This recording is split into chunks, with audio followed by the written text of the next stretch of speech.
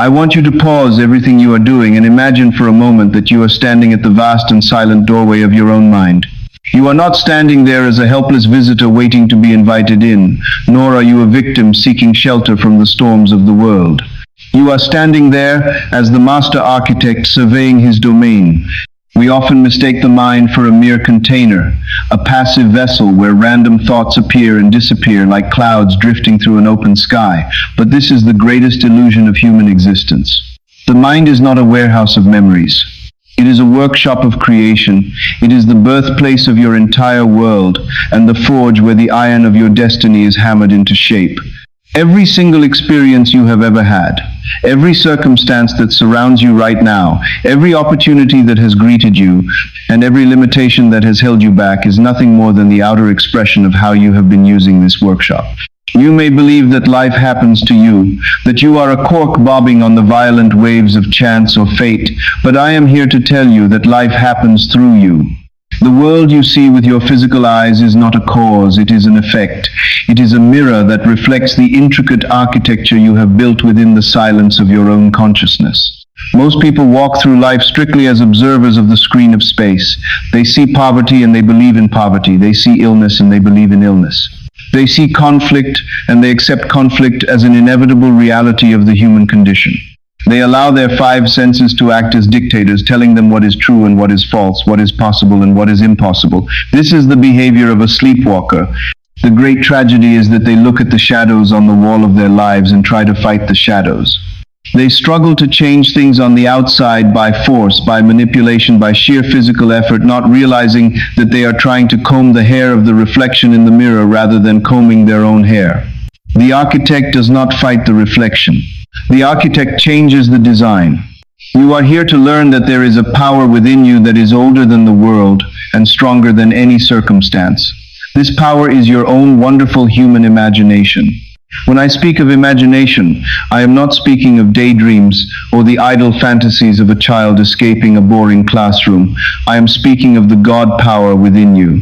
I am speaking of the creative force that takes the invisible substance of consciousness and molds it into the visible facts of life. The difference between the man who is a slave to his environment and the man who is the master of it lies entirely in how he thinks. But we must be very careful here because words can be deceiving. When I say you must learn how to think, I am not speaking of the shallow concept known as positive thinking. Positive thinking is often nothing more than a band-aid placed over a deep wound. It is the act of looking at a crumbling wall and chanting that it is sturdy while doing nothing to repair the foundation. We are not interested in positive thinking, we are interested in correct thinking. Correct thinking is not hope. It is not wishing. It is not begging a distant deity to change your life for you. Correct thinking is the disciplined, steady, and unwavering acceptance of your desire as an already existing fact. It is the inner conviction that what you desire is not something you are chasing, but something you are simply awaiting the arrival of, because you have already created it in the only place that matters, which is the sanctuary of your mind. Everything begins with awareness. Before a building is erected, it exists as a blueprint. Before a song is sung, it exists as a melody in the composer's mind. Before you sit in the chair you are sitting in, that chair was an idea. There is nothing in this physical world that did not first exist as an invisible thought.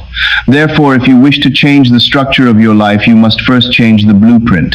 You must become a conscious architect. Ask yourself right now what you are entertaining in the sanctuary of your mind. What guests are you allowing into your mental home? What stories are you repeating to yourself when the lights are out and the world is quiet? Are you telling yourself the story of the victim? Are you confirming the story of lack? Are you accepting the labels that society, teachers, or parents have placed upon your finances, your health, and your relationships? Every time you accept a limitation as true, you are signing a contract with it. You are giving it the energy to exist in your world. You are the one keeping your problems alive by feeding them with your attention. The architect understands that the mind is not a place of storage, but a place of selection. You are constantly selecting the reality you will experience tomorrow by the thoughts you dwell upon today. Most people are unaware of this selection process.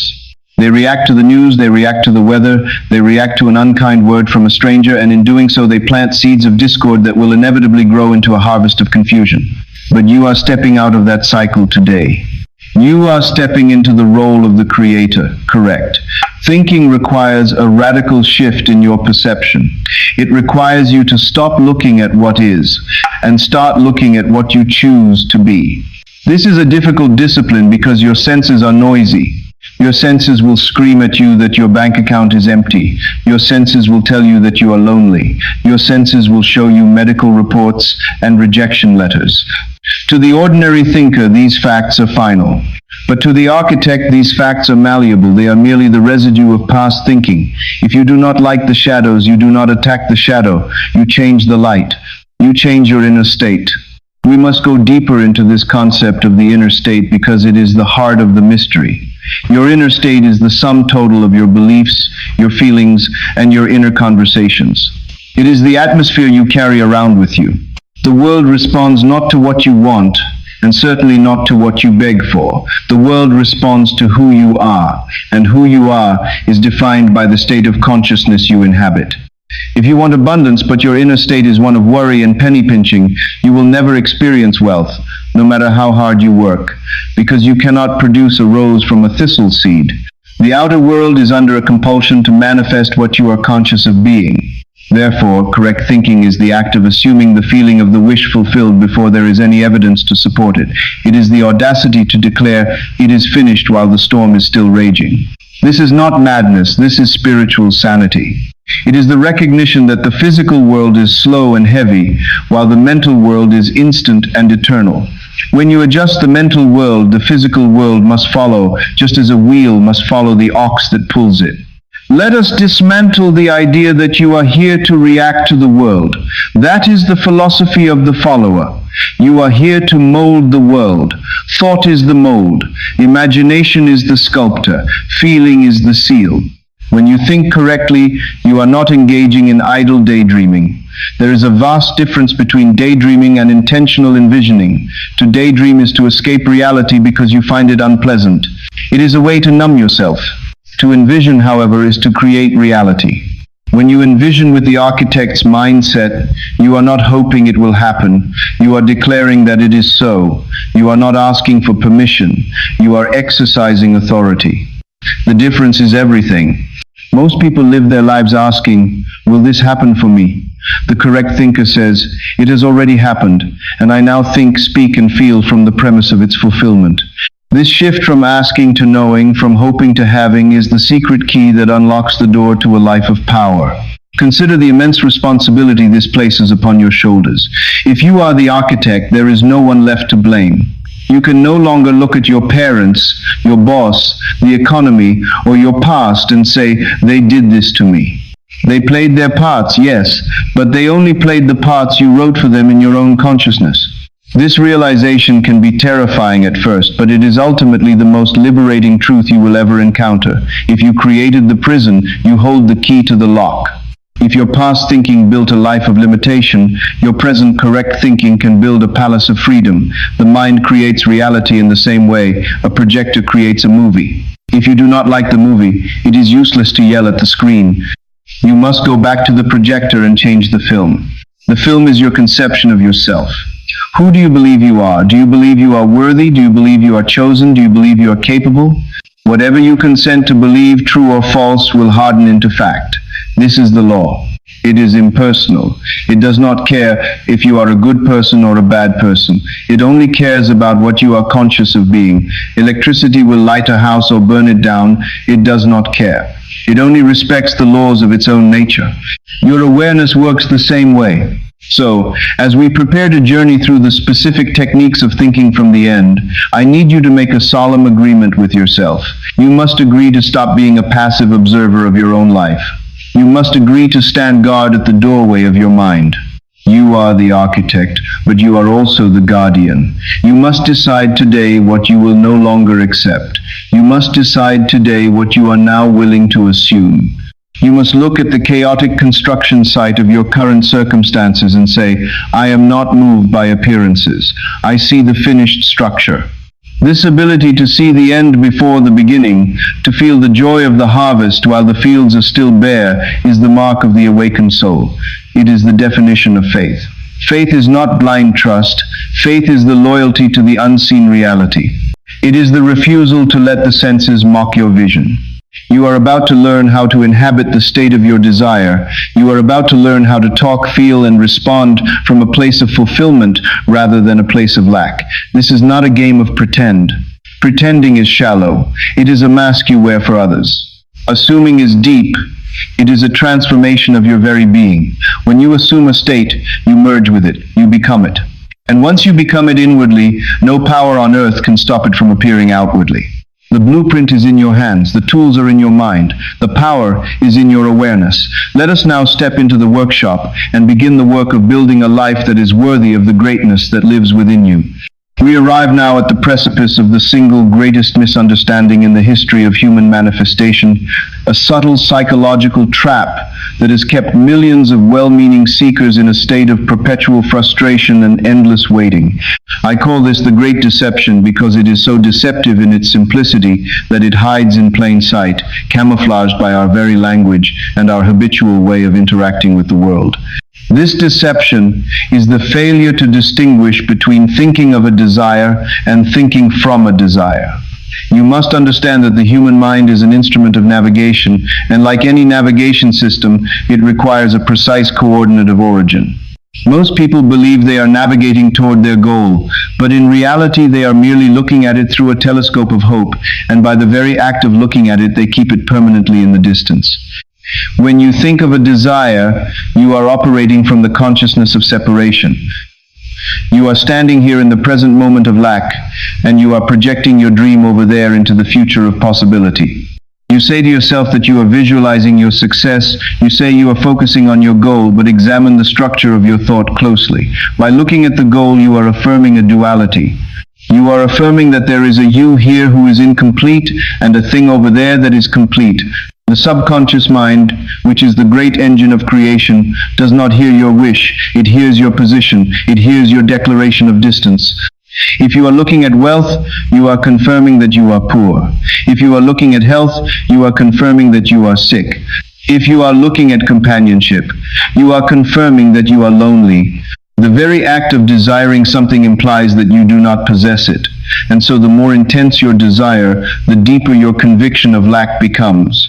This is why so many people pray, visualize, and strive for years only to remain exactly where they started. To break this cycle, you must undergo a radical shift in your internal posture. You must abandon the role of the observer and assume the role of the occupant. This is the art of thinking from the end. Thinking from the end means that you mentally move into the state of fulfillment and view the world from that new vantage point. You no longer look at the house you want to buy. Instead, you imagine yourself inside the house, looking out of the window at the street below. Do you see the difference? When you look at the house, you see the roof, the door, the garden from the outside. But when you think from the house, you see the world surrounding the house. You see the familiar furniture. You feel the walls enclosing you. You feel the sense of ownership and security that implies you are already a resident. In this state, there is no distance. There is no over there. There is only here. The desire is no longer an object to be chased. It is a reality to be inhabited. This shift collapses time. It removes the waiting period because in your consciousness the event has already taken place. You are not waiting to become. You are simply remembering that you are. This is the secret of the masters. They do not attract what they want. They attract what they are. When you think from the state, you become the state. You change your vibrational identity, and the universe, which is a mirror, has no choice but to reflect this new identity back to you in physical form. Let us dissect the mechanics of this deception further, because it is vital that you understand the logic behind the magic. The universe operates on a law of assumption, not a law of deserving. You do not get what you deserve. You get what you assume you have. When you think of a car, for example, your underlying feeling is often one of anxiety or longing. You wonder how you will afford it. You wonder when it will arrive. You worry if you are making the right choice. This anxiety is the fragrance of the state of not having. Now contrast this with the man who owns the car. Does he sit in his living room visualizing the car in his driveway? No. He assumes it is there. He might complain about the price of gas, he might think about scheduling a maintenance check, or he might search his pockets for the keys. He thinks from the possession of the car. His thoughts are natural, grounded, and devoid of desperation. To think correctly, you must mimic this naturalness. You must ask yourself, if I were already the person I want to be, how would I view the world right now? You would not view the world with hunger, you would view it with gratitude and relief. You would not be looking for signs that your desire is coming, you would be making plans based on the fact that it is already here. This is a subtle but profound adjustment. It is the difference between a man in a desert hallucinating water and a man standing in a river drinking. The man in the river does not scream for water, he enjoys it. You must mentally enter the river. We must also address the relationship between this concept and your personal identity. Thinking of a desire keeps the desire external to you, like an idol you worship from afar. It keeps the power outside of you. You place the job, the money, or the relationship on a pedestal, and by doing so you make yourself small. You tell yourself that the thing is greater than you, that it is a prize to be won. This is a fatal error. Nothing is greater than the consciousness that perceives it. When you switch to thinking from the end, you absorb the desire into your being. It ceases to be an idol and becomes an attribute of your character. You are no longer a person wanting success, you are a successful person. This integration is essential because the subconscious mind only obeys commands that are given in the present tense of being. It does not understand I will be, it only understands I am. When you think of the future, you are saying I will be, and the subconscious effectively replies, very well, you will be, which means you are not now, and it sustains your lack. But when you think from the end, you are saying I am, and the subconscious replies, then I must create the evidence to prove it. You must stop postponing your life. You must stop waiting for permission from physical facts to feel fulfilled. You have the authority to grant yourself fulfillment right now in imagination. Consider the practical application of this in your relationships. If you are lonely and you think of a partner, you see couples walking in the park and you feel a pang of jealousy. You go home and see the empty side of the bed and feel sadness. You are thinking of love, and your reality reflects the absence of it. Now suppose you choose to think from the marriage. You walk in the park and you feel a sense of shared quietness, perhaps mentally holding a hand.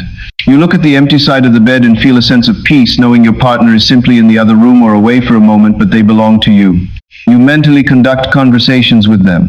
You feel the ring on your finger. You adopt the mood of security that comes from being deeply loved. You are no longer searching, you are settled. When you persist in this state of thinking from the relationship, your energy changes completely. You stop radiating the desperate vibe of a hunter, which repels people, and you begin radiating the warm, magnetic glow of someone who is already loved. This is what draws people to you. The outer world is merely an echo. If you scream, I want into a canyon, the echo returns, I want. If you scream, I have, the echo returns, I have. You must change the voice to change the echo. This transition from objectifying your desire to embodying your desire is the most difficult discipline you will ever undertake, because your senses are constantly pulling you back to the surface. Your senses are literalists. They only believe what they can touch. But you are an architect, and an architect works with the invisible before the visible. You must be willing to walk through your day carrying a secret. The secret is that while you may look like an ordinary employee to your coworkers, inwardly you are thinking from the position of the CEO. While you may look like a person struggling with debt to the bank teller, inwardly you are thinking from the state of immense wealth, perhaps wondering how to best manage your surplus. This inner double life is not hypocrisy, it is creation. It is the gestation period of a new reality. You are holding the mold steady so that the liquid light of consciousness can harden into the shape you have chosen. If you constantly switch back to thinking of the lack, you break the mold, and the substance spills out, formless and wasted. You must be stubborn in your occupancy of the new state. Let us deepen this understanding with the concept of occupancy. To think from is to occupy. It is spatial. Imagine you are moving into a new home. You do not just stand on the curb and look at it. You take your furniture, your clothes, your scent, and you fill the rooms. You make it yours. You must do this with your mental states. If you want health, do not just look at a healthy body in a magazine. Occupy the feeling of health. How does it feel to run without pain? How does it feel to wake up full of energy? Look at your friends from the perspective of a vital, energetic person. Hear their compliments on your vitality. Taste your food with the appetite of a healthy person. This is total occupancy. When you do this, you are telling the universe that this space is taken. You are planting your flag in the soil of that reality. And once a state is occupied by human consciousness, it has no choice but to manifest. The world is infinite, containing every possible variation of your life. There is a version of you that is broken and a version of you that is whole. There is a version of you that is forgotten and a version of you that is celebrated. All these versions exist right now in the vast library of creation. Thinking of them keeps them on the shelf. Thinking from them pulls them off the shelf and opens the book. You are the reader, and you are the protagonist. Ultimately, the great deception of thinking of the desire is a failure of faith in your own imagination. It is a belief that the outer world is more real than the inner world. But I tell you that the inner world is the cause, and the outer world is the effect. To prioritize the effect over the cause is madness. It is like trying to change your shadow while ignoring your body. When you think from the end, you are prioritizing the cause. You are honoring the creative power of God within you. You are saying, this reality is true because I have imagined it, and my imagination is the ultimate truth. This stance requires courage. It requires you to ignore the laughter of the skeptics and the cold facts of the ledger. It requires you to stand firm in your invisible house until it becomes visible to all. Do not let the simplicity of this fool you. This shift in perspective is the lever that moves the world. Stop looking at the mountain. Climb it in your mind, stand on the peak, and look down at where you used to be. Breathe the air of the summit. Feel the cold wind of the altitude. Stay there. And as you remain there, thinking from that height, you will find that your physical body will be moved across a bridge of incidents, through a series of coincidences and events that you could never have planned, until you find yourself standing on that peak in the flesh. This is the law. Thinking of is the sleep of the victim. Thinking from is the awakening of the master. The choice is yours in every single moment of your existence.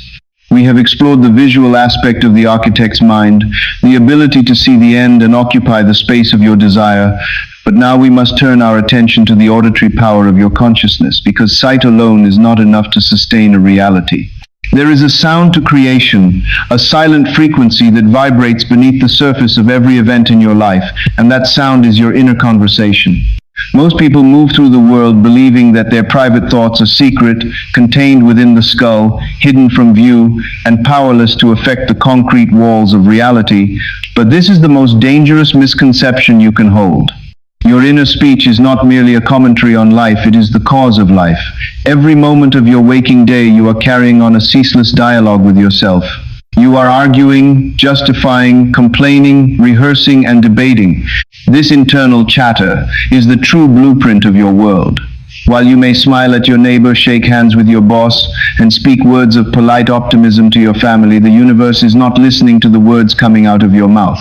The universe is eavesdropping on the whispers of your heart.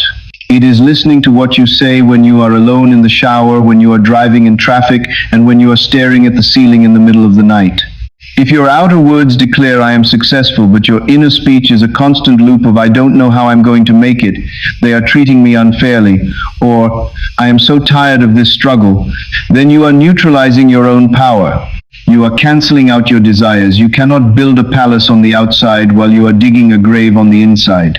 To master the art of thinking from the end, you must become ruthlessly aware of this inner soundtrack. Consider for a moment the nature of your most frequent mental conversations. Are they arguments? It is a tragedy of the human condition that most people spend the majority of their mental energy arguing with people who are not even in the room. You rehearse conflicts with your spouse. You defend yourself against imaginary accusations from your employer. You prove yourself right to invisible critics. Do you realize what you are doing in those moments? You are writing a script of conflict. You are broadcasting a signal of defensiveness and hostility. And because the outer world is a mirror, it must reflect this turmoil back to you. You will find that people become difficult, contracts fall through, and misunderstandings arise, not because of bad luck, but because you paved the road for these events with your own inner speech hours or days before they happened. You essentially commanded the world to treat you harshly by rehearsing harshness within yourself. This is the mechanical link between thought and thing. The inner speech freezes into the outer fact. If you want to know what your life will look like next month, simply listen to what you are saying to yourself today. Your future is not a mystery. It is an echo of your current inner tone. This brings us to the discipline of the mental diet.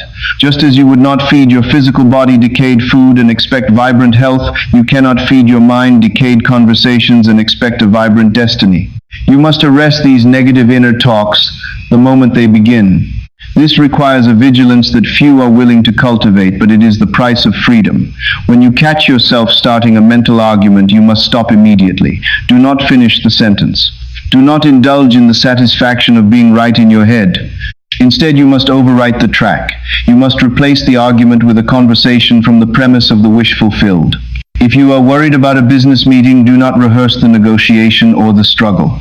Rehearse the congratulations that follow the successful conclusion. Hear your partner's voice saying, "This is the best deal we have ever made." Hear your own voice replying with calm assurance, "I am delighted we could come to an agreement." Keep that loop going. Make it natural. Make it steady. The goal is to align your inner speech with the reality you wish to inhabit. If you were truly the person you want to be, what would you be saying to yourself? You would not be defensive because you would be secure. You would not be jealous because you would be fulfilled. You would not be frantic because you would be at peace. Your inner speech would be composed of thoughts of gratitude, order, and success. We must also understand that this is not about meaningless affirmations. Repeating "I am rich" 1,000 times like a parrot while feeling poor is useless labor. Inner speech is not a chant, it is a conversation. It is the natural flow of your mind. You are looking for the tone of reality. Think of the last time you achieved something great. Remember the feeling of relief, the feeling of "it is done," the natural, easy way you spoke to yourself about it. That is the tone you must capture. You want to construct inner conversations that imply fulfillment. Implication is the secret. Do not say, "I hope I get the job." Say to yourself, "I love this new schedule," or "I really enjoy the view from my new office." Do you see the difference? "I hope" implies you do not have it. "I enjoy the view" implies you are already there. You must construct short, punchy, natural phrases that imply the wish is fulfilled and carry them with you like a secret talisman. When the world shows you lack, let your inner voice whisper the truth of abundance. When the senses show you illness, let your inner voice speak of the joy of vitality. You are effectively overriding the testimony of the senses with the testimony of the inner voice. You are telling the world what is true until the world agrees with you. There is a profound mystical truth here that we must touch upon. The ancients understood that the world was created by the Word. This is not just a poetic metaphor, it is a literal description of how consciousness operates. Your inner speech is the Word made flesh in your life. You are constantly decreeing your world into being. Most of you are decreeing chaos, limitation, and mediocrity without realizing it. You look at your bank account and you inwardly scream words of panic. That panic is a decree. It orders the universe to bring you more situations that cause panic. You must learn to reverse this process. You must learn to speak inwardly, as the person you intend to become. Imagine you are an actor who has been given the role of a wealthy, healthy, beloved individual. You would not break character just because the stage lights are off. You would stay in character. You would speak to yourself as that character. If you are walking down the street and you see something expensive, the old you might say, "I can't afford that." The new you, the architect, must say, "That is beautiful and it is well within my reach," or perhaps, "I remember when I used to think that was expensive." This slight shift in syntax, this subtle change in the script, changes the trajectory of your timeline. You are bending the future toward you with every corrected sentence. However, the greatest challenge you will face is the lag time. There is a delay between the planting of the seed and the harvesting of the fruit. During this delay, the outer world will still look like the old script. This is where most people fail. They change their inner speech for a day, see no results, and then revert to the old complaining. You must be smarter than that. You must understand that the reflection in the mirror takes time to change. When you persist in your new inner conversation despite the lack of immediate evidence, you are proving your power. You are demonstrating faith. You must ignore the evidence of the senses and trust the evidence of your inner speech. If your landlord is calling for rent, you do not have. You do not ignore the reality of the obligation, but you do ignore the internal panic. You answer the phone with your outer voice. But with your inner voice, you are hearing the words, "Thank you for the receipt. I am so glad this is paid. I have such an abundance of resources." You overlay the facts of life with the truth of your spirit. You saturate your mind with the conversation of the end state until that conversation crowds out the fear. Eventually, the outer world has no choice. It is law. It must conform to the dominant internal signal. Let us look deeper into the architecture of these conversations. You can involve others in your mental studio. This is a powerful technique. If you desire health for a loved one, do not talk to them about their sickness in your mind. Do not worry about them. Instead, bring them into the sanctuary of your imagination and hold a conversation with them. Hear them tell you, "I feel amazing. I have never felt better. The doctor says it is a miracle." Hear the inflection in their voice. Hear the joy. Feel your own reaction to this news. Reply to them, "I knew it would happen. I am so happy for you." When you do this, you are not just fantasizing. You are influencing the quantum field of their reality and yours. You are broadcasting a new script for them to act out. We are all interconnected in this vast web of consciousness, and your inner speech about another person is a gift you give to them or a curse you place upon them. Stop cursing people with your gossip, your judgment, and your pity. Bless them with your inner speech. See them as noble, successful, and healthy. Speak to them inwardly as if they were already the highest version of themselves. You will be amazed at how they begin to change in your presence. They will unconsciously rise to meet the expectation you have set for them in your silence. Ultimately, your inner conversation is the rudder of your ship. If you let it swing wild, you will drift in circles or crash upon the rocks. But if you hold it firm, if you direct it with intention toward the port of your desire, you will cut through the roughest seas. You must wake up every morning and set the tone. Ask yourself, what is the mood of my soul today? And does my inner speech match that mood? If you catch yourself slipping into the old dialogue of the victim, do not beat yourself up. That is just more negative inner speech. Simply pause, breathe, and rewrite the line. Say, "No, that is the old story. Here is the new story." And repeat the new story. Do it 100 times a day if necessary. Do it until the new story feels familiar. Do it until the old story feels like a stranger's life. When your inner speech matches your desire, when there is no longer a conflict between what you want and what you say to yourself, the separation disappears. The desire hardens into fact. The invisible becomes visible. The sound of creation becomes the sight of success. You are the writer, the director, and the lead actor of this play. The script is in your hands. What are you going to say? We have spoken of the blueprint and the inner conversation, but now we arrive at the very engine of creation, the secret ingredient that breathes life into the cold clay of mere thought. We must explore the mystery of feeling and its inseparable partner, naturalness. This is where the majority of students lose their way because the word feeling has been grossly misunderstood in the modern world. When I tell you that you must feel your wish fulfilled, I am not asking you to work yourself into a frenzy of high emotion. I am not asking you to burst into tears of joy or to jump up and down in your living room with artificial excitement. That is not the feeling of the master. That is the feeling of the novice trying to force a door that is already open. High emotion is exhausting and unsustainable, and creation is not an exhausting process. It is a restful one. If you win the lottery today, yes, you will be excited, but what about next year? What about 10 years from now? You will not be running around screaming in excitement. You will be calm. You will be secure. The money will just be a fact of your life, as natural to you as the shoes on your feet. That is the feeling we are hunting for.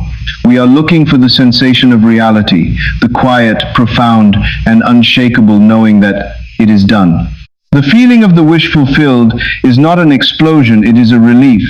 It is the deep exhale of the soul that says, "Thank God, I no longer have to look for it because I have found it." To capture this feeling, you must understand the concept of naturalness. The subconscious mind is the builder of the body and the world, but it has a gatekeeper. That gatekeeper rejects anything that feels foreign or unnatural to your current conception of yourself. If you try to implant the idea of immense wealth but you feel like an imposter, the subconscious will reject the seed. It will feel like a lie. Your work, therefore, is to make the unnatural feel natural. You must wear the feeling of your desire until it fits you like a well-worn glove. Think of a new pair of shoes. At first they are stiff. You are aware of them with every step. They feel separate from you. But as you walk in them day after day, the leather softens, they mold to the shape of your foot, and eventually you put them on without even thinking about them. They have become natural. This is exactly what you must do with your new state of consciousness. You must wear the mood of your wish fulfilled so frequently, so consistently, that the stiffness of pretending dissolves into the comfort of being. You must traverse the psychological distance between I want to be and I am until the new state feels like your native land. When a state feels natural, when it feels like just the way things are, manifestation is inevitable. It is the naturalness of the state that compels the outer world to harden it into fact. Let us examine the specific texture of this feeling. It is often closer to satisfaction than to ecstasy. It is the feeling of Saturday afternoon when the work week is done and you have nothing to worry about. It is the feeling of checking a lock and knowing it is secure. It is a settling. When you are truly thinking from the end, you are not anxious because you already possess the thing. You do not worry about how the money will come because you are already spending it in your mind. You do not worry about the health report because you are already feeling the vitality of your body. Anxiety is the proof that you are still standing on the outside of your desire. Peace is the proof that you have entered. This is why the great mystics have always equated faith with rest. Enter into the rest. This means you stop the mental struggle. You stop the digging. You stop the questioning. You accept the reality of your imaginal act with such totality that you can relax. This relaxation is not laziness. It is the highest form of trust. It is the confident expectation that allows the seed to grow in the dark without being disturbed. If you are constantly checking for results, you are digging up the seed. You check because you do not trust. When you feel it is natural, you do not check. You know. Consider the role of the senses in this mystery. Your physical senses are wired to report the world of the past, the world that has already hardened into stone. They tell you that you are alone, broke, or sick. To feel the wish fulfilled, you must learn to practice a divine form of self-deception that is actually the ultimate truth.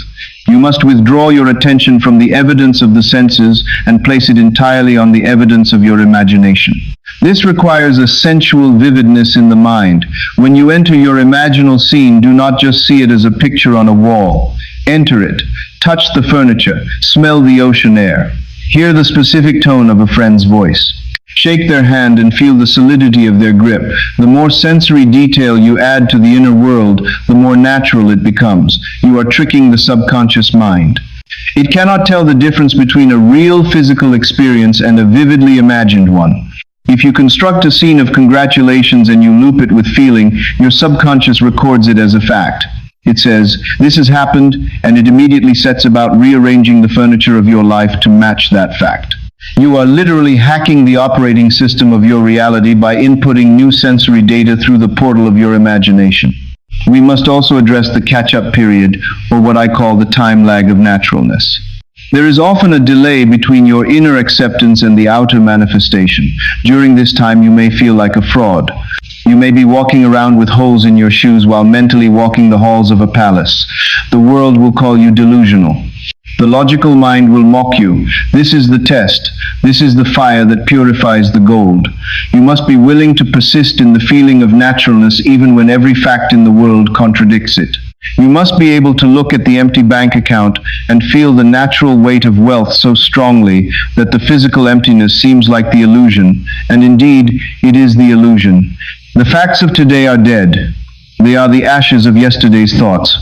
Your inner feeling is the live coal. If you abandon the live coal to mourn over the ashes, you restart the cycle of lack.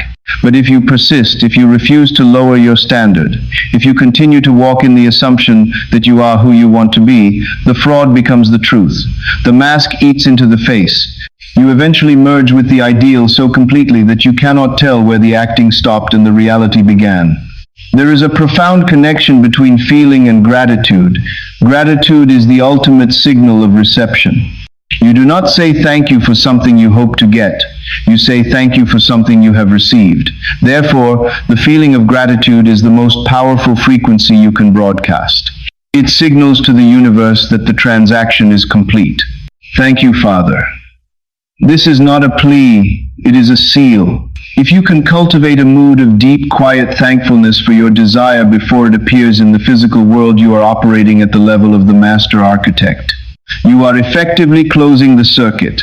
This gratitude implies that you are not waiting, you are enjoying. It implies that the gift is yours. Practice this daily. Walk through your day whispering, "Thank you for the things that are not yet seen," with the same conviction you have for the things that are seen. This dissolves resistance. It melts away the blocks of doubt. It creates a vacuum of joy that the universe must rush to fill with the physical equivalent of your gratitude. Let us not forget the danger of trying to feel.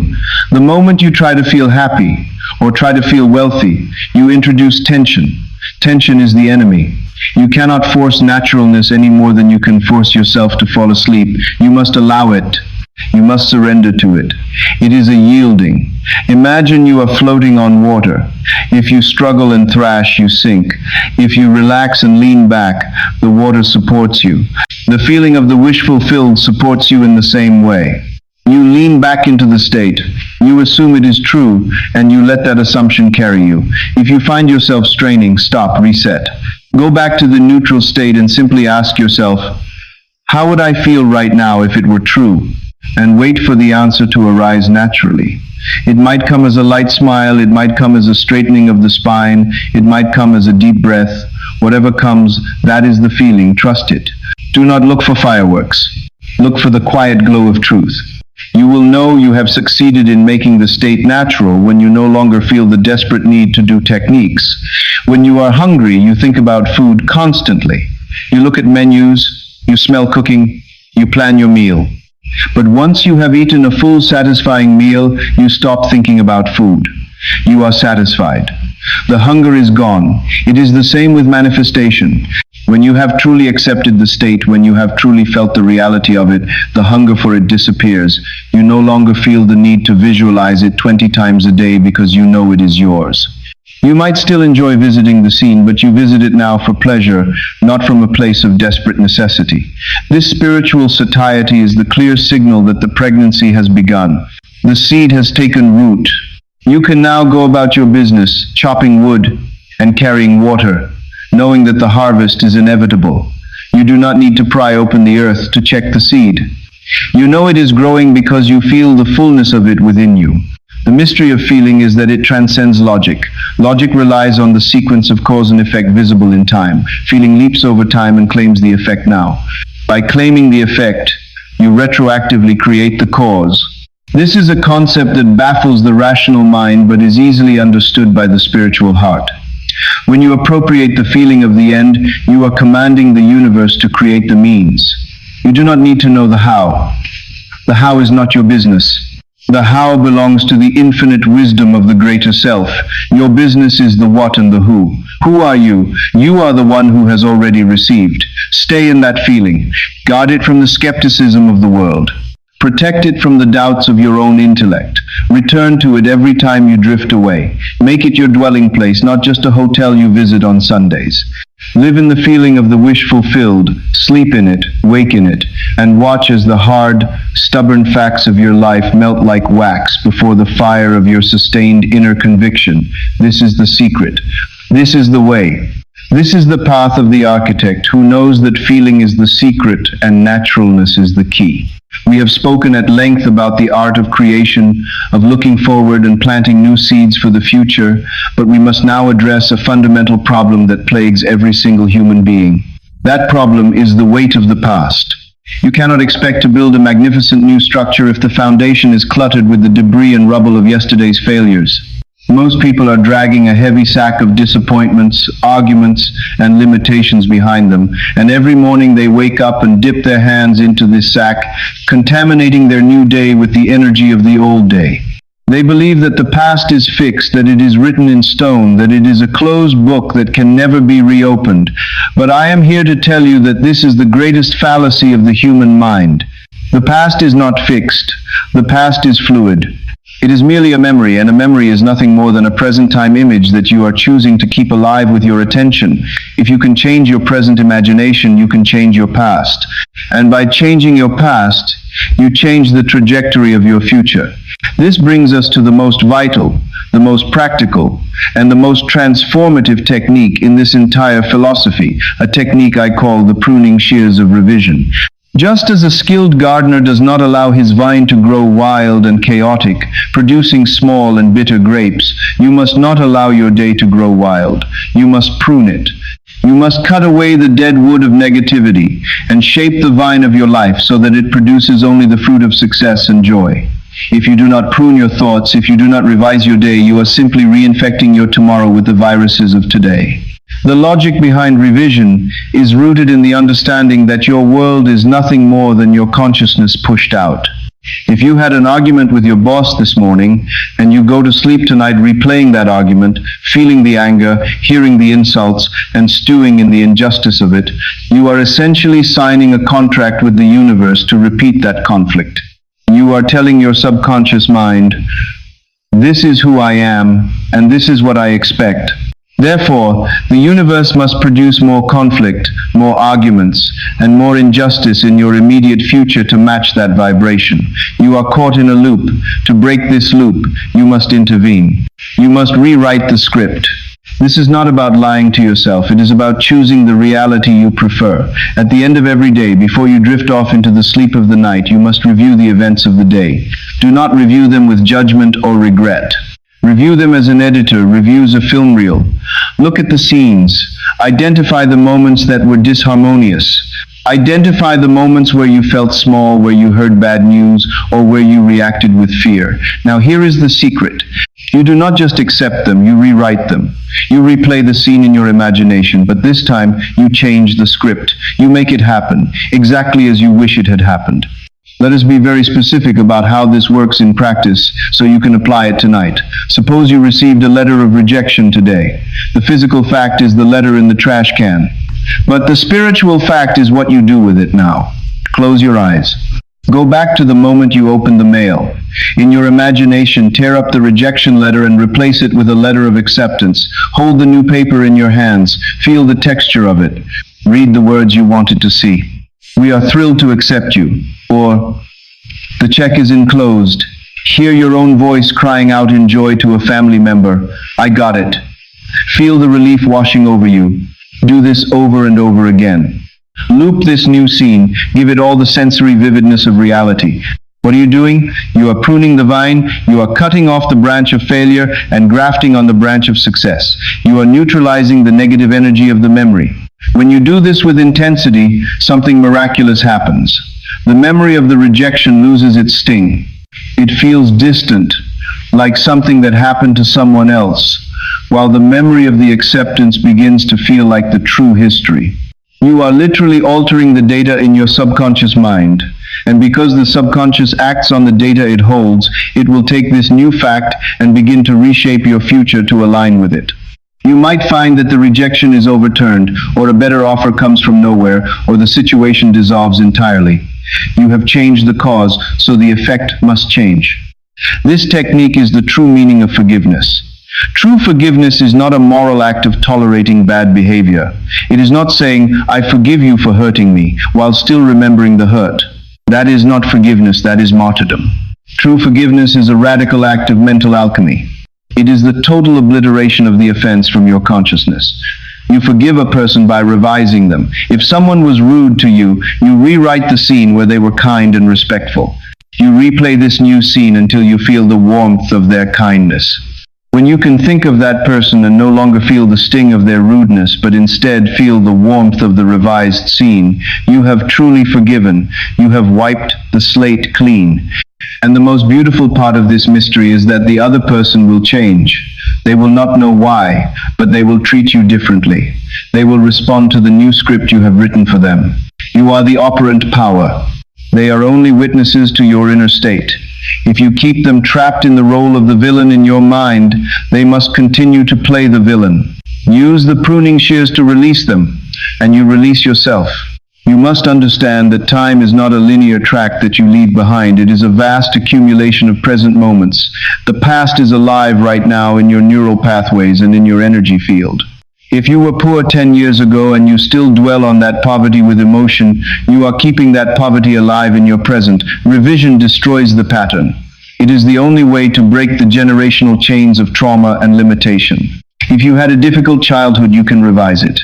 I am not saying you deny the facts of history for a medical form, but you deny their power over your spirit. You can go back in your imagination and hear the words of love you wanted to hear. You can feel the safety you wanted to feel. By doing this, you are retroactively parenting yourself.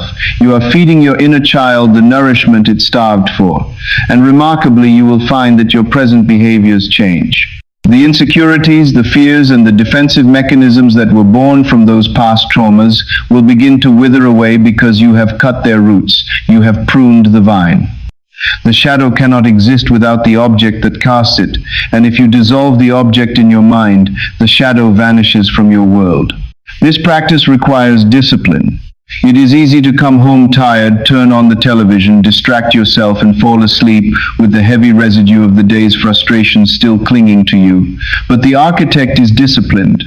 The architect knows that sleep is the magical portal to the deep mind, and he dares not enter that portal unclean. He stops at the threshold. He takes out his pruning shears. He reviews his day. That meeting went poorly? No, it went beautifully. He revised. I lost my temper in traffic? No. I remained calm and blessed the other driver. I revise it. I felt a pain in my body? No. I felt a surge of vitality. I revise it. He cleans his house before he sleeps. He settles his accounts. He makes sure that the only seeds he takes into the dimension of sleep are the seeds of his ideal. This turns the act of sleeping into a divine creative act.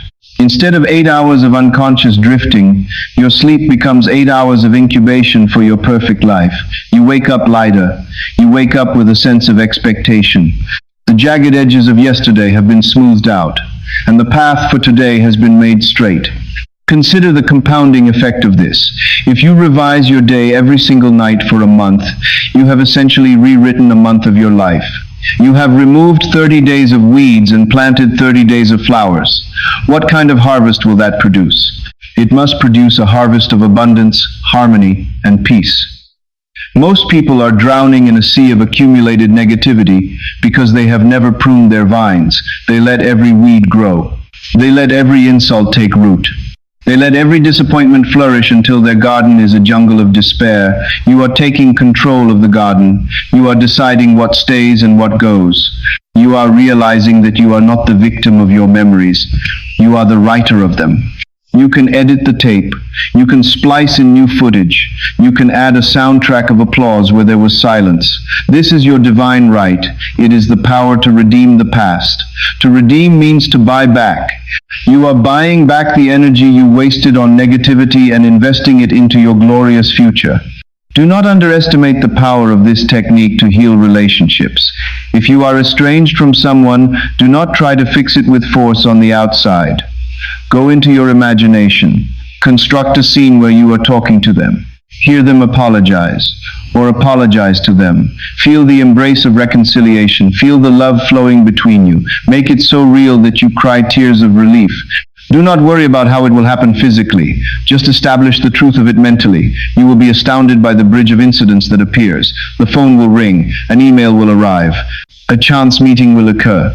The universe moves mountains to fulfill the revised structure of your mind, but you must be consistent. You cannot revise it once and then spend the next day hating them. You must remain loyal to the revised version. If the old memory tries to return, you say, "No, that is not what happened. This is what happened," and you assert the revised scene again. You overlay the new reality until the old one fades into nothingness. Revision is the key to maintaining the state of the wish fulfilled. We often fall out of the state. We react. We get angry. We doubt. That is human. But revision allows us to get back up. It is the safety net. If you fall out of the state of "I am wealthy" and worry about a bill, simply revise that moment of worry. Change it to a moment of confidence. By doing so, you repair the breach. You keep the momentum going. You do not have to be perfect. You just have to be a diligent gardener. You must be willing to look at the weeds and cut them without judgment. Do not condemn yourself for having a bad day. Just fix it. Use the shears. The pruning shears of revision are the tools of mercy. They allow you to be free from the tyranny of consequences. In the world of Caesar, if you break a glass, it is broken. In the world of imagination, you can put the glass back together. And if you do it with enough conviction, the world of Caesar will reshape itself to reflect that wholeness. So, tonight and every night for the rest of your life, make this your sacred ritual. Before you surrender to the unconscious, look back at the day. Bless it, prune it, rewrite it. Turn every failure into a victory. Turn every tear into a smile. Turn every lack into abundance. Go to sleep as the person you want to be, having lived the day you wanted to live. By doing this, you stop the wheel of repetition. You stop creating the same future from the same past. You step out of the circle of time and into the spiral of ascension. You become the true architect, not just of your future, but of your entire timeline. The past is yours to edit. The future is yours to write. The shears are in your hand. Use them wisely, use them lovingly, and watch your garden bloom into a paradise that reflects the beauty of your own awakened soul. We have arrived at the most treacherous part of the journey, the valley where most seekers lose their way and abandon the path of the architect. You have learned to think from the end. You have rewritten your inner speech, and you have pruned the vines of your past, but now you must face the great adversary, which is the testimony of your own senses. The moment you begin to assume a new state of consciousness, the moment you dare to declare I am wealthy or I am healthy in the silence of your mind, the outer world will often rise up like a giant to contradict you. Your bank account will show a zero balance. Your body may still feel the aches of the old illness. Your relationships may still show the cracks of the old conflicts. The world of facts will scream at you that you are a fool, that you are delusional, and that your imagination is nothing more than a childish fantasy. This is the crucial test. This is the moment where you must decide who is the master. Is the master the outer world of dead facts, or is the master the inner world of living causes? You must understand that the physical world you see around you is not a hard, fixed reality. It is a delayed reflection. It is an echo. When you look at a star in the night sky, you are seeing light that left that star millions of years ago. The star itself may have already died, but you are still seeing its image because of the time it takes for light to travel. Your life works on the exact same principle. The circumstances you are experiencing today, your job, your home, your bank balance, your health, are the light of your past thoughts finally reaching your present experience. They are the shadows cast by the statues you built in your mind months or years ago. If you react to them as if they are the present truth, you are trapping yourself in a loop of the past. You are revitalizing the dead star. You are giving fresh energy to old limitations. Correct thinking requires the discipline I call the denial of the senses. Now, let us be very clear about what this means. I am not asking you to walk into traffic because you refuse to see the cars. I am not asking you to ignore a burning building. I am asking you to deny the authority of the senses to dictate your inner state. You see the empty bank account, yes. You acknowledge the fact of it in the physical world, but you deny its power to make you feel poor. You look at the fact and say, I see you, but you are a shadow. You are the result of my old thinking, and I am no longer that person. My new reality is abundance, and because I have planted that seed, you must change. This is a stance of supreme inner confidence. It is the ability to walk through a prison cell and feel free. It is the ability to stand in the midst of chaos and feel peace. When you can look at a fact that contradicts your desire and remain emotionally unmoved by it, you have conquered the world. You have stripped the senses of their power to control your mood. Most people are thermometers. They go up and down with the temperature of the circumstances. If the news is good, they are happy. If the news is bad, they are depressed. You must become the thermostat. You set the temperature. You decide that you are wealthy, loved, and healthy, and you hold that internal temperature regardless of the storms outside. Eventually, the outer world has no choice but to adjust its climate to match the setting you have chosen. This brings us to the inevitable question of the delay. Why does it take time? If imagination creates reality, why is it not instant? You must understand that you are operating in a world of density, a world of time and space. Every seed has its own appointed hour. If you plant a stalk of corn, it takes a few months to harvest. If you plant a bamboo tree, it may take years of watering before you see a single sprout. But the silence underground does not mean the seed is dead. The silence means the seed is working. It is gathering nutrients. It is putting down roots. It is preparing for the breakthrough. The gestation period of your desire is a natural law. It is not a denial. It is a maturation. The problem is that most people abort their own creations. They plant the seed of wealth on Monday. They water it with a little visualization on Tuesday. But on Wednesday, when they don't see a pile of money, they dig up the seed to see if it is growing. They say, "This isn't working." And in that moment of doubt, in that moment of digging, they kill the seed. They expose it to the harsh light of skepticism before it has had time to take root. You must trust the soil of your own mind. You must have the patience of a farmer. A farmer does not stand over his field screaming at the ground.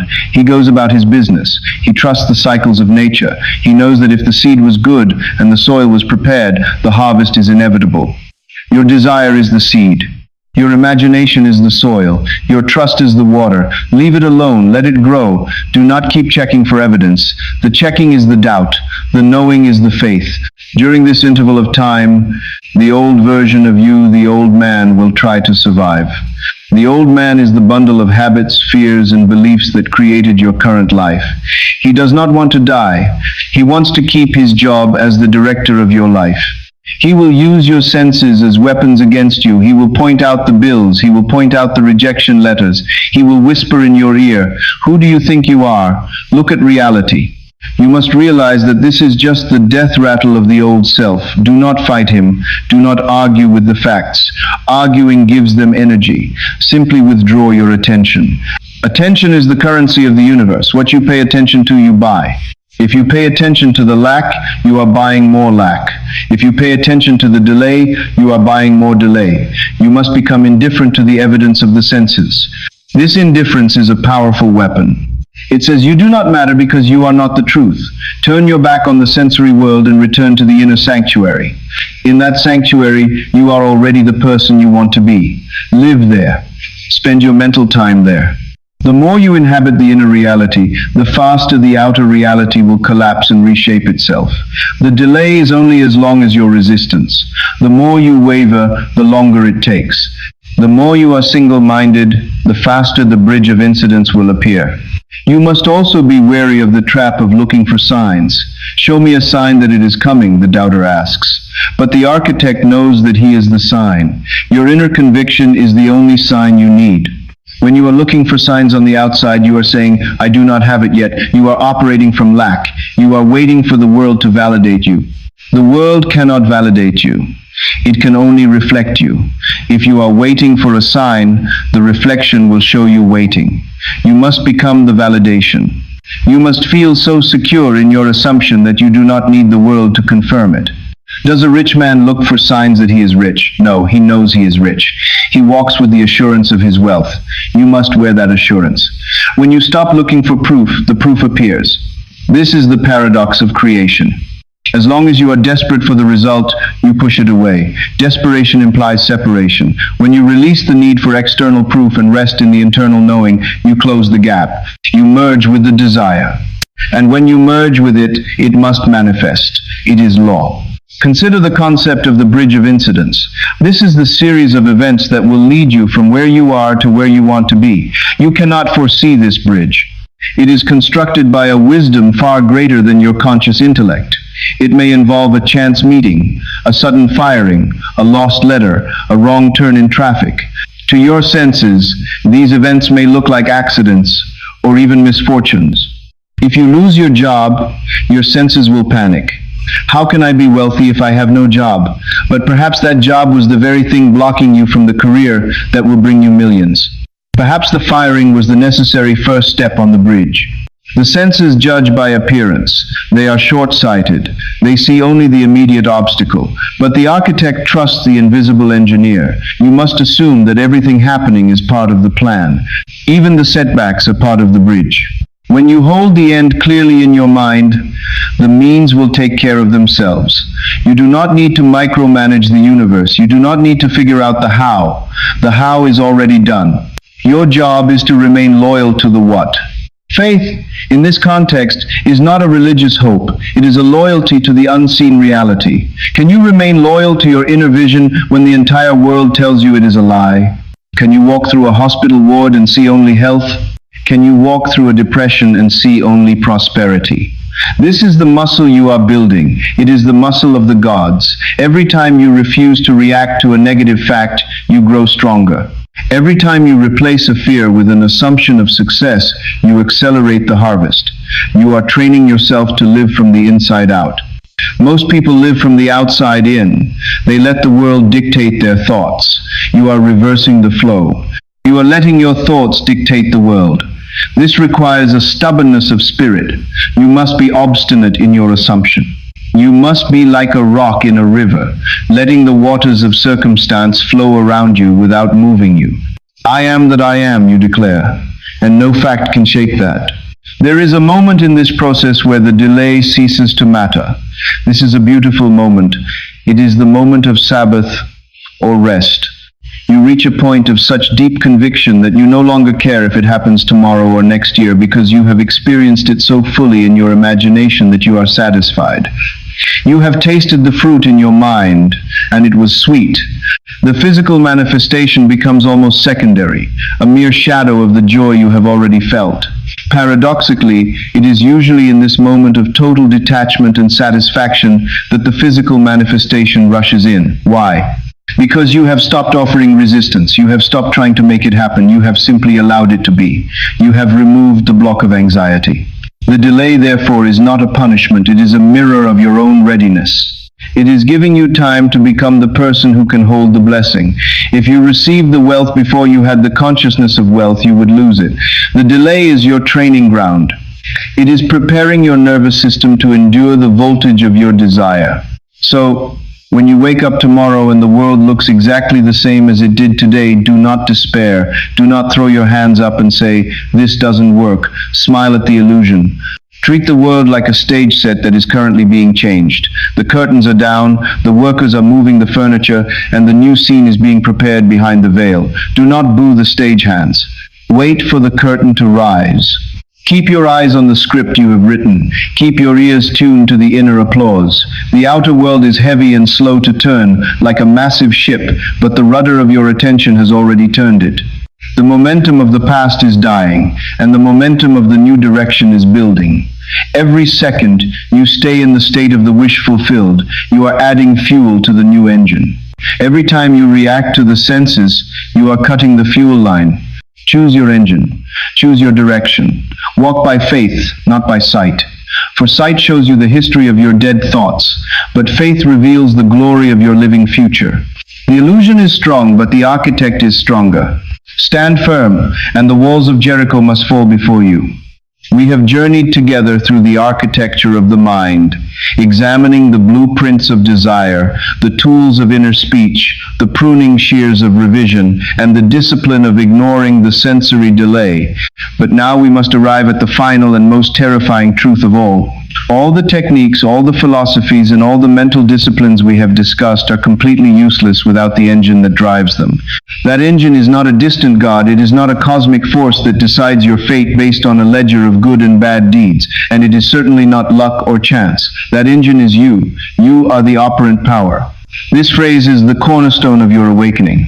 To say that you are the operant power means that the law of mind does not operate itself. It waits for you. It is like a magnificent car sitting in the driveway with the engine cold and silent. You can polish the car, you can study the manual, you can pray to the car, and you can hope the car takes you to your destination, but until you sit in the driver's seat and turn the ignition, that car is dead weight. The universe is a machine of impersonal law that responds to the specific instructions of your consciousness, and it does not move until you move. This realization is both a burden and a liberation. It is a burden because it strips you of the luxury of blame. You can no longer look at your parents, your economy, your politicians, or your enemies and say they are the cause of your life. They are only the furniture in the room you furnished. But it is a liberation because it means that no one on earth has the power to stop you but yourself. You are the only person who can turn the switch of your life on or off. When we speak of you being the operant power, we are addressing the central mystery of existence, which is your own identity. Who is the I that says I am? When you say I am poor, or I am sick, or I am lonely, you are not describing a condition, you are creating it. You are taking the infinite, formless power of awareness, the God force within you, and conditioning it into a limitation. The tragedy of the human experience is that we have forgotten that we are the ones holding the stamp. We look at the imprint on the paper and complain about the design, forgetting that the stamp is in our own hand. You must wake up to the fact that you are always operating this power. You do not turn it off when you go to sleep. You do not turn it off when you are distracted. You are constantly radiating a signal, constantly shaping the clay, constantly directing the orchestra of your world. The difference between the sleepwalker and the awakened architect is simply the difference between unconscious creation and conscious creation. The sleepwalker creates nightmares by default because he consumes the fear of the world. The architect creates paradise by design because he selects the materials of his own mind. You must decide right now, in this holy instant, to stop being a victim of your own unconscious machinery. You must step into the cockpit of your consciousness and take the controls with trembling hands if necessary, but take them you must. Understanding that you are the operant power changes your relationship with trying. Many of you are exhausted because you are trying to force the world to change. You are fighting the shadows on the screen. But the operant power does not fight, it selects. When you understand that you are the cause, you stop struggling with the effect. You do not try to make money. You appropriate the state of wealth. You do not try to find love. You assume the state of being loved. The power flows from the assumption, not the effort. Consider the image of a thermostat. The thermostat does not run around the room trying to heat up every individual molecule of air. It simply establishes a standard. It says, the temperature is now 70 degrees, and the mechanics of the furnace kick in to meet that standard. You are the thermostat of your reality. Your job is not to build the house with your physical hands. Your job is to set the standard. I am wealthy. I am healthy. I am free. Once you set that standard with conviction and remain loyal to it, the immense, intricate machinery of the universe, the bridge of incidents, will roar to life to bring the outer world into alignment with your inner setting, but you must set it. You cannot wait for the room to get warm before you set the dial. You must set the dial in the cold and wait for the heat to rise. That is what it means to operate the power. This final realization also demands a total transformation of your concept of God. Do not look for a deity in the clouds who is withholding your good until you prove yourself worthy. That is a child's fairy tale. The creative power of the universe is seated in your own imagination. It is your own wonderful human imagination. When you imagine a state, you are God in action. When you believe in that state, you are God having faith. When you walk in that state, despite the evidence of the senses, you are God exercising dominion. This is not blasphemy. This is the discovery of your true heritage. You were placed in this world of shadows to learn how to manipulate the light. You are here to learn that your environment is not a prison, but a playground. It is a school where you learn the consequences of your thoughts. If your life is chaotic, do not despair. It simply means you have been a careless operator. You have been driving with your eyes closed. But the car is not broken, the power is not gone. Open your eyes, grab the wheel, steer it in a new direction. The response will be immediate in the unseen, and inevitable in the seen. You must also understand that being the operant power is a lifestyle, not a technique. You cannot be the operant power for 10 minutes in the morning meditation and then return to being a victim for the rest of the day. You cannot build a palace in your mind at 8 a.m. and then tear it down with your doubts at noon. Consistency is the hallmark of the master. You must stand porter at the door of your mind 24 hours a day. Every time a thought of failure tries to enter, you must stop it. You must ask, does this thought serve the master I have chosen to be? If it does not, you cast it out, you replace it. This requires a mental toughness that most people are too lazy to cultivate, but the rewards are beyond measure. The reward is a life where you are no longer tossed about by the winds of circumstance. You become the mountain, you become the anchor. You walk into a room and the atmosphere changes because you have brought your own atmosphere with you. You stop asking the world for permission to exist. You declare your existence. You stop begging for crumbs from the table of life. You sit at the head of the table because you realize you own the banquet. Let this be the moment where you draw a line in the sand. On one side of the line is the old you, the reactor, the beggar, the victim of history, the one who looks at the delay and weeps. On the other side of the line is the new you, the architect, the creator, the operant power, the one who looks at the delay and smiles because he knows it is only a shadow. Cross that line today. Burn the bridges behind you. Do not look back at the old story. Do not keep that old version of yourself alive by talking about it. Let the dead bury the dead. You are a creature of the new day. Start trusting your imagination more than you trust the news, more than you trust your bank balance, and more than you trust the diagnoses of the world. Your imagination is the only reality that matters, because it is the womb from which all facts are born. If you can dare to assume the feeling of your wish fulfilled, and if you can dare to sustain that feeling with the stubbornness of a god, there is no power in heaven or on earth that can stop it from hardening into fact. You are the dreamer and you are the dream. Waking up is simply realizing that you have been doing it all along. So, I leave you with this challenge. Do not just listen to these words and nod your head in agreement. Do not just add this knowledge to your collection of intellectual concepts. Test it, prove it. I challenge you to pick a desire, a bold desire, one that your logic says is impossible. Take that desire and bring it into the laboratory of your mind. Construct a scene that implies it is fulfilled. Enter that scene. Feel the reality of it. Fall asleep in that state tonight. Do it tomorrow night. Do it until the feeling is natural. Do not look for signs. Do not ask for advice. Just operate the power. If you do this, you will not need to ask anyone if this philosophy is true. You will know it is true because you will hold the fruit of it in your hands. You are the architect of reality. The blueprints are in your mind. The tools are in your hands. The power is in your heart. The time for sleep is over. The time for building has begun. Rise up, assume your power, and go forth to create a world that reflects the magnificence of who you truly are. Now, the work begins. Do not let this knowledge fade into memory. Apply it. If this message has awakened something within you, share it with another soul who is ready to wake up. And if you have not done so yet, subscribe to the channel right now. We are exploring the deepest laws of reality here, and I want you to be part of every discovery. You are the architect. Go build your world. I will see you in the silence.